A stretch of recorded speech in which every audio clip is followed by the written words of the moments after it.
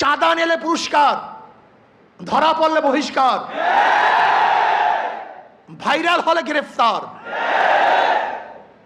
কি ভেবেছেন বাংলাদেশের মানুষ বোকা? আজকে আমাদেরকে জিম্মি করে ফেলছে। দল এই খুনের দায় দায়িত্ব গ্রহণ করবে না। আমি স্পষ্ট ভাষায় বলতে চাই, এই খুনের দায় দায়িত্ব তারেক জিয়াকে গ্রহণ করতে হবে। এই খুনের দায় দায়িত্ব মির্জা ফখরুলকে গ্রহণ করতে হবে। এই খুনের দায় দায়িত্ব বিএনপিকে গ্রহণ করতে হবে। এই খুনের দায় দায়িত্ব প্রত্যেক প্রশাসন গ্রহণ করতে হবে। ইসলামী যুব আন্দোলন বাংলাদেশ কর্তৃক আয়োজিত আজকে সম্মেলনের সম্মানিত সভাপতি ওলামায়ে কেরাম, সর্বস্তরের জনগণ ভাইয়েরা আমার, আজকে আমরা দুঃখিত, লজ্জিত, মর্মাহত। আজকে বাংলাদেশে যে ঘটনা ঘটতেছে গোটা দুনিয়ার সামনে মুখ দেখাবার মতো মুখ আছে বলে আমি মনে করি না। গোটা দুনিয়ার মানুষ আমাদেরকে খুনি মনে করে। যে দৃশ্য দেখেছি মিটফোর্ডের, আমি পুরাপুরি শেষ পর্যন্ত এই ঘটনা দেখতে পারি নাই। আমি নিজেই ভয় পেয়ে গেছি। এ কেমন এক অবস্থা, কেমন এক বর্বরতা! জাহিল যুগকেও ফেল করেছে। মানুষ এত নিষ্ঠুর কিভাবে হয়? মানুষ তো এইভাবে কুকুরকেও মারতে পারে না।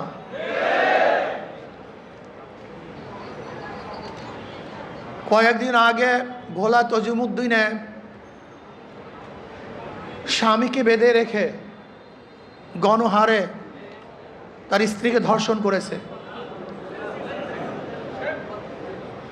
বগুড়ায় মেয়ে বিবাহ দিবে না, শুধু এতটুকুর জন্য তার বাবাকে হত্যা করেছে। আজকে চাঁদা না দেওয়ার কারণে মার সামনের থেকে যুবককে তুলে এনে হত্যা করা হচ্ছে। আজকে বাংলাদেশের অবস্থাটা কি? মানুষ কেন রাজনীতি করে? রাজনীতি করা উচিত ছিল, উদ্দেশ্য ছিল মানুষকে শান্তি দেয়া, মানুষকে মুক্তি দেয়া, মানুষের নিরাপত্তা প্রদান করা, মানুষের সাহায্য সহযোগিতা করা।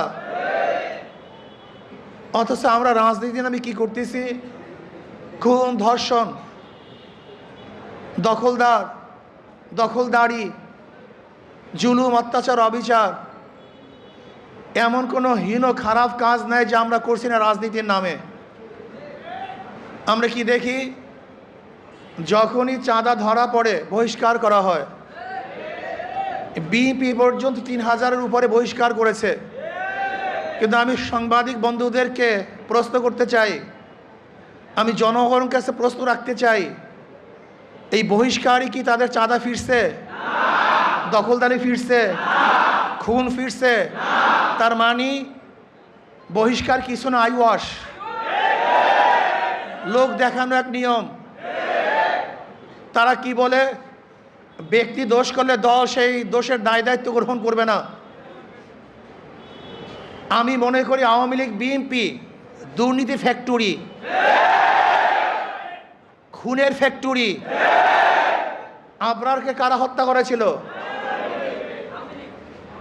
যেই ছাত্রগুলি হত্যা করেছিল তারা মেধাবী ছাত্র বাংলাদেশের, কিন্তু এই ফ্যাক্টরিতে যাওয়ার পরে তার খুনি হয়েছে।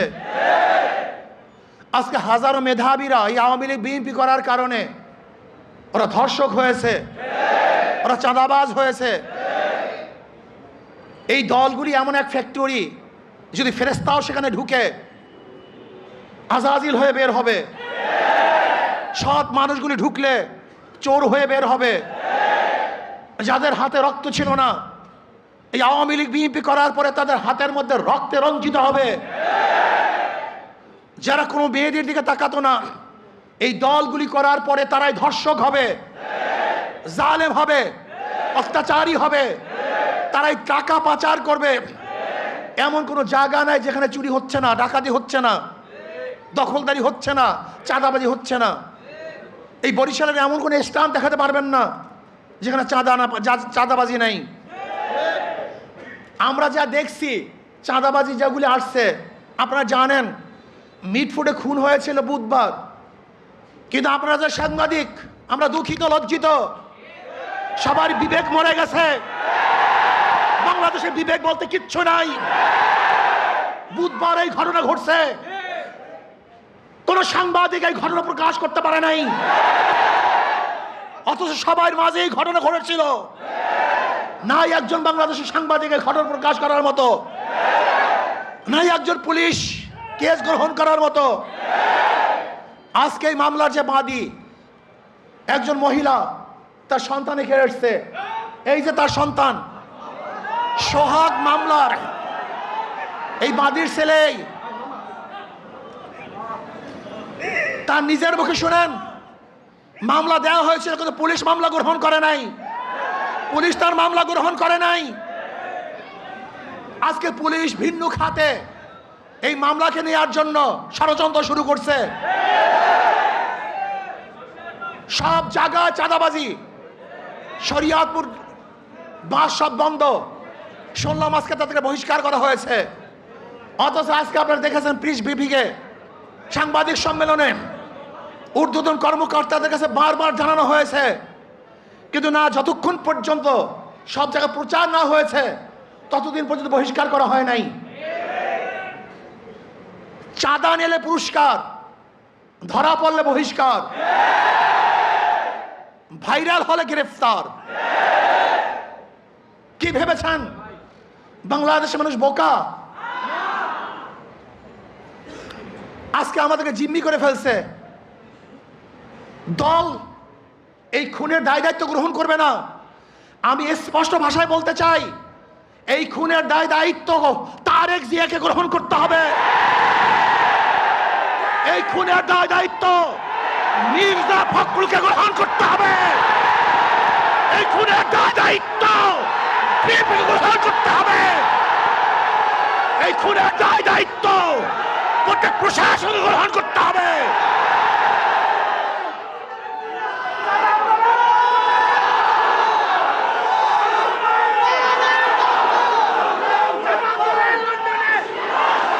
শোনেন,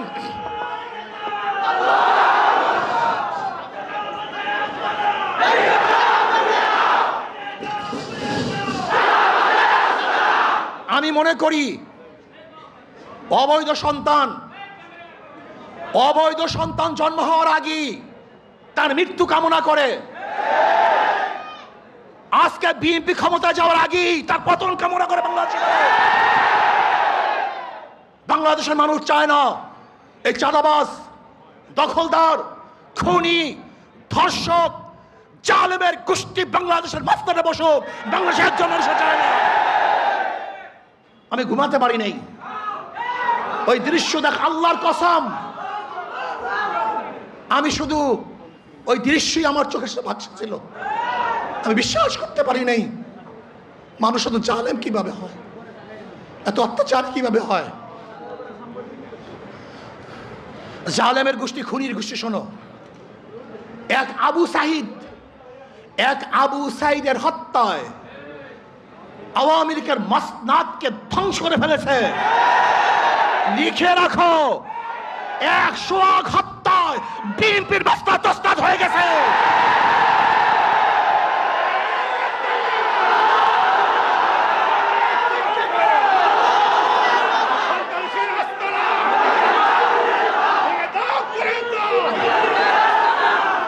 শোনো, তোমরা ভেবেছ গুম হত্যা মামলা বিএনপি ক্ষমতায় আসবে, এই ভয়ে তোমার সামনে সামনে মাথা নত করবে।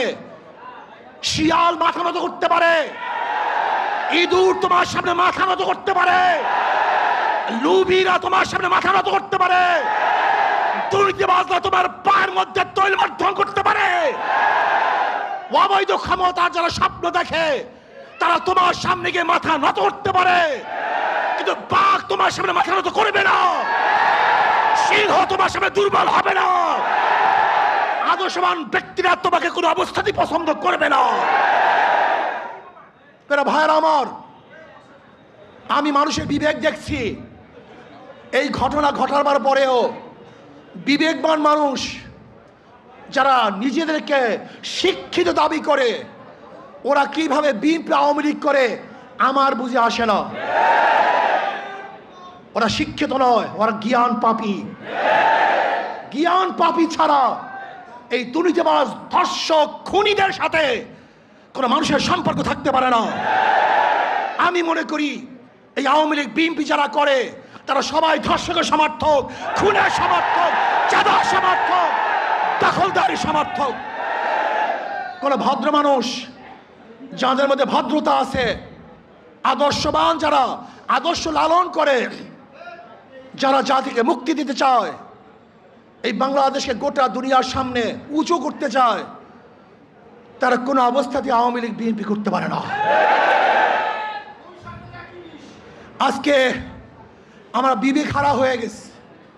যারা সাংবাদিক তারা বিবেক হারা, যারা বুদ্ধিজীবী বিবেক হারা, যারা প্রশাসক বিবেক হারা। এই বাংলাদেশকে নতুনভাবে করতে হবে, মানুষকে আদর্শবান করতে হবে। আমাদের উপায় নেই, পচে গেছি আমরা, আমরা দুর্গন্ধযুক্ত, আমরা নষ্ট। এদের সাথে যারা মিলবে তারা দুর্গন্ধযুক্ত হয়ে যাবে, এটা সংক্রমণ ব্যাধি হয়ে গেছে। এই দলগুলির মধ্যে যারা থাকে, যারা আসছে, একজন ভালো আদর্শ নিয়ে বের হতে পারে নাই। আমার যুবক বন্ধুকে বলবো, আদর্শবান হও, নীতিবান হও।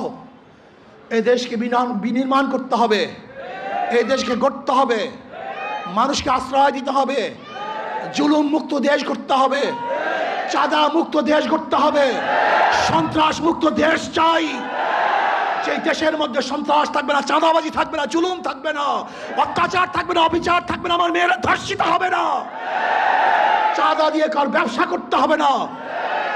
এরকম দেশের জন্য চেষ্টা করো, সাধনা করো।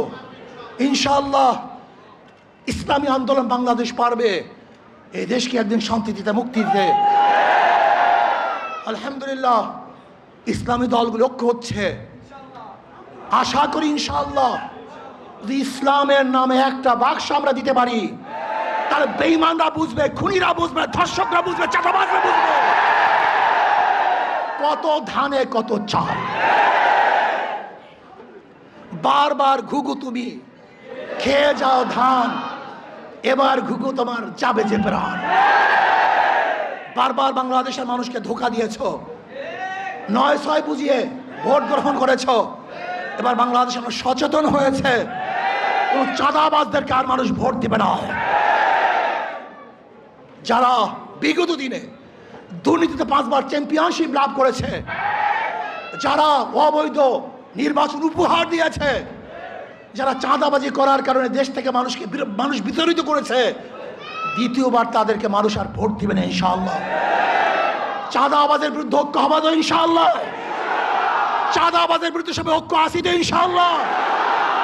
যখন যেই সময় ডাক দেওয়া হবে চাঁদাবাজির বিরুদ্ধে আমরা ঝাঁপিয়ে পড়বো ইনশাআল্লাহ। আল্লাহ আমাদের সবাইকে কবুল করে নেন।